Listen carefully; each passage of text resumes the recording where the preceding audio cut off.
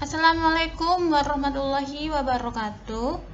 Pada video ini, saya hanya fokus dalam pembahasan aspek kebahasaan teks LHO. Mari kita simak baik-baik. Setiap teks memiliki unsur kebahasaan yang berbeda-beda. Demikian pula dengan teks laporan hasil observasi atau LHO. Terdapat beberapa unsur kebahasaan yang digunakan dalam teks laporan hasil observasi. Beberapa di antaranya, yang pertama, penggunaan kata dan frasa benda atau nomina. Kedua, penggunaan kata kerja material atau kata kerja yang menunjukkan tindakan suatu benda, binatang, manusia, atau peristiwa. Yang ketiga, penggunaan kata kopula atau kata definisi. Yang keempat, penggunaan kata sifat juga kata klasifikasi. Seperti apa penggunaan dalam kebahasaan ini? Saya akan jelaskan satu per satu. Sebelum saya menjelaskan lebih jauh, mari kita lihat sedikit perbedaan mengenai kata, frasa, klausa, maupun kalimat. Coba kita perhatikan gambar berikut ini.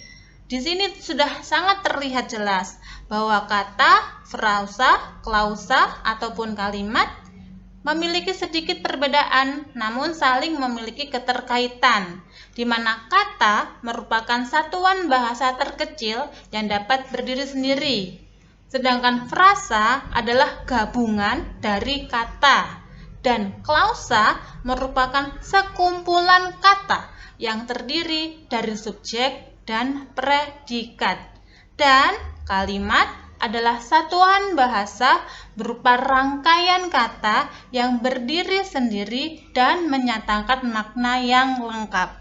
Sehingga jelas bahwa kata, frasa, klausa belum memiliki makna yang lengkap, tapi kalimat sudah memiliki makna yang lengkap. Coba kita pahami dulu, ada satu kalimat berikut. Pejabat itu pernah mengatakan bahwa Indonesia dapat berperan aktif dalam perdamaian dunia. Ada berapa kata? Kalau kita hitung, maka ada 12 kata yang dipisah dengan spasi dari huruf kapital sampai tanda titik. Yang kedua, kalimat. Ada berapa kalimat? Jelas ini adalah satu kalimat penuh. Sedangkan frasa, ada berapa frasa? Ada 4 frasa ternyata, yaitu pejabat itu pernah mengatakan dapat berperan aktif dan perdamaian dunia. Ada kata bahwa, juga ada kata dalam. Bahwa dan kata dalam tidak termasuk dalam frasa. Lalu klausanya mana? Klausanya ada 2, yaitu yang pertama, pejabat itu pernah mengatakan, dan yang kedua, Indonesia dapat berperan aktif dalam perdamaian dunia. Klausa itu kan punya S dan P. S-nya mana? S-nya pejabat dan Indonesia. Sisanya adalah predikat. Itu jika kita pisah. Sedangkan kalimat ini memiliki berapa S dan P, itu akan lebih lengkap lagi. Kita mulai penjelasan mengenai aspek kebahasaan teks laporan hasil observasi. Kebahasaan pertama adalah kata atau frasa nomina. Nomina sama dengan kata benda. Kata benda dalam teks laporan observasi memegang peranan penting. Objek yang dilaporkan dalam teks laporan observasi berupa benda atau yang dibendakan. Kata benda yang dimaksudkan dalam teks mengacu pada benda-benda seperti gunung, sungai, keadaan penduduk, peristiwa banjir, bencana alam, peristiwa budaya, atau yang lain sebagainya. Bentukan kata benda atau nomina dapat berasal dari kata dasar, kata berimbuhan, dan frasa benda. Imbuhan yang biasa dibentuk dalam kata benda adalah imbuhan pen atau penasal, peran, atau kean. Contohnya, ada beberapa contoh. Ini termasuk rumus dalam bahasa juga. Contoh imbuhan pe dengan kata dasarnya misalkan verba. Pe ditambah kata dasar curi misalkan menjadi pencuri. Ada juga imbuhan pe misalkan ditambah dengan kata adjektif. Misalkan pe ditambah kata dasar makan jadi pemakan. Ataupun imbuhan pe ditambah dengan nomina dan imbuhan lagi an atau imbuhan pean. Termasuk di dalamnya adalah imbuhan peran di sini ya. Contohnya imbuhan pean dengan kata dasarnya adalah nikah, maka akan menjadi bentukan kata atau kata imbuhan pernikahan. Itu tadi ya. Contohnya pada paragraf berikut ini. Salah satu landmark kota Cirebon sebagai kota sultan ialah Keraton Kasepuhan. Di sekitar kompleks keraton tersebut terdapat Masjid Agung tertua di Cirebon dan seterusnya. Jika paragraf ini kita identifikasikan kata atau frasa turunannya atau kata bendanya menjadi seperti berikut yang ada di sebelah.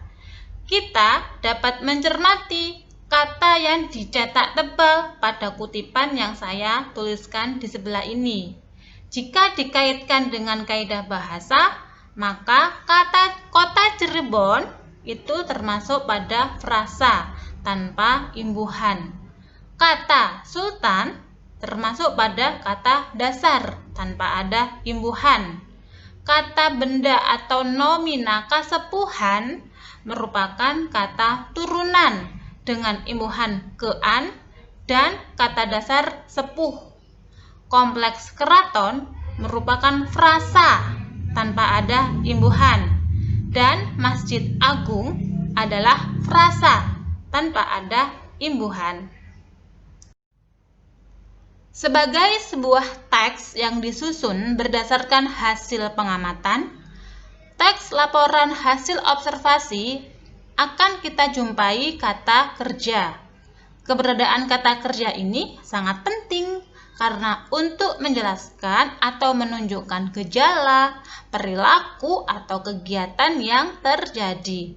Bentuk kata kerja yang digunakan dapat berbentuk kata kerja dasar dan kata kerja berimbuhan. Kita perhatikan bersama contoh penggunaan kata kerja material di bawah ini. Sunan Gunung Jati juga memboyong Raden Sepat, arsitek kenamaan Majapahit yang menjadi tawanan perang Demak Majapahit, untuk membantu Sunan Kalijaga merancang bangunan. Pada teks ini kita bisa menganalisis kata kerjanya, yaitu pertama memboyong dan membantu, juga kata merancang. Kata dasarnya untuk memboyong adalah boyong dengan tambahan imbuhan me. Kata dasar untuk kata kerja membantu adalah bantu dengan mendapat imbuhan men. Juga pada kata kerja merancang, kata dasarnya adalah rancang dengan imbuhan men. Sehingga kita bisa ketahui bahwa penggunaan kata kerja berimbuhan biasanya menggunakan penambahan imbuhan me atau menasal. Selain penggunaan kata benda dan kata kerja, teks laporan hasil observasi juga menggunakan kata sifat untuk memperjelas objek yang diinformasikan.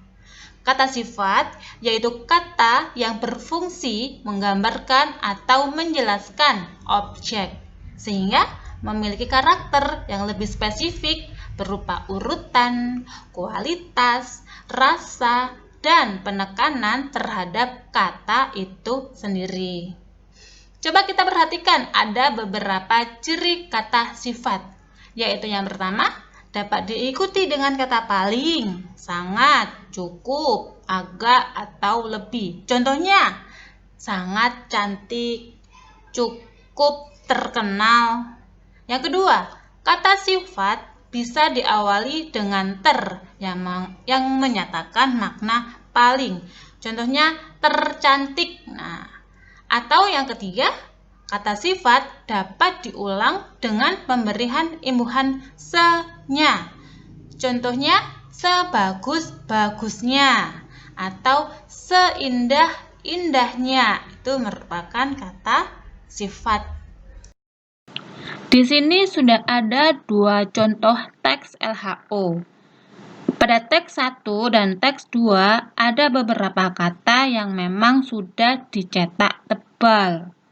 Pada teks 1 ada kata tertua, sedangkan pada teks 2 nomor 1 ada kata merah dan terkecil. Lalu di teks 2 nomor 2 ada kata kuning dan besar. Dan di teks 2 nomor 3 ada kata yang baik. Dari dua contoh kutipan tersebut, kata yang saya cetak tebal itu adalah kata sifat. Untuk bisa mengetahui bagaimana bentukan kata sifat, kita bisa menganalisis seperti apa bentukan kata sifat di tabel selanjutnya atau di tabel sebelahnya. Kata merah itu adalah kata dasar. Dari bentukan kata dasar adalah merah. Sedangkan kata terkecil merupakan bentuk dasar atau kata turunan. Dari bentukannya, kata dasarnya kecil mendapat imbuhan ter dan sebagainya. Kebahasaan LHO yang keempat adalah kata kopula. Kopula yaitu kata kerja atau verba penghubung antara subjek dengan komplement dalam sebuah frasa atau kalimat. Kopula digunakan untuk menjelaskan pengertian atau konsep dari objek yang dilaporkan. Contoh yang termasuk kopula adalah kata, yaitu adalah, ialah, yakni, dan merupakan. Kata-kata tersebut dalam laporan hasil observasi biasanya diletakkan pada bagian awal atau deskripsi umum. Saya masih menggunakan contoh paragraf yang sama. Salah satu landmark Cirebon sebagai kota sultan ialah. Contoh ini kopulanya adalah kata ialah. Kata ialah digunakan untuk menjelaskan subjeknya, yaitu kata landmark Cirebon dengan kata keraton Kasepuhan. Jadi, kata ialah digunakan sebagai penghubung di antara dua kata, yaitu landmark Cirebon dengan keraton Kasepuhan. Itu disebut kopula. Pada teks LHO, banyak kita jumpai kata-kata teknis atau kata istilah yang berkaitan dengan tema atau isi teks. Saya berikan contoh satu paragraf.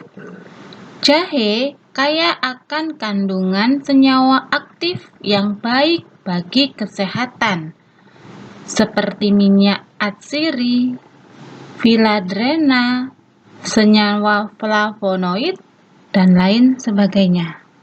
Pada kutipan ini, kata-kata yang saya warnai merah merupakan istilah di bidang kesehatan karena sangat berkaitan dengan topik yang dibicarakan. Penggunaan istilah seperti ini tergantung pada teks yang akan dilaporkan dari hasil observasi. Selain aspek kebahasaan yang sudah kita bahas tadi, ada beberapa ciri khusus lain teks LHO, seperti penggunaan kalimat definisi, penggunaan kalimat deskripsi, penggunaan kalimat simpleks maupun kalimat kompleks. Seperti apa penggunaan kalimat-kalimat tersebut? Tunggu video penjelasan selanjutnya ya. Terima kasih sudah menyaksikan. Tolong dipahami baik-baik. Assalamualaikum warahmatullahi wabarakatuh.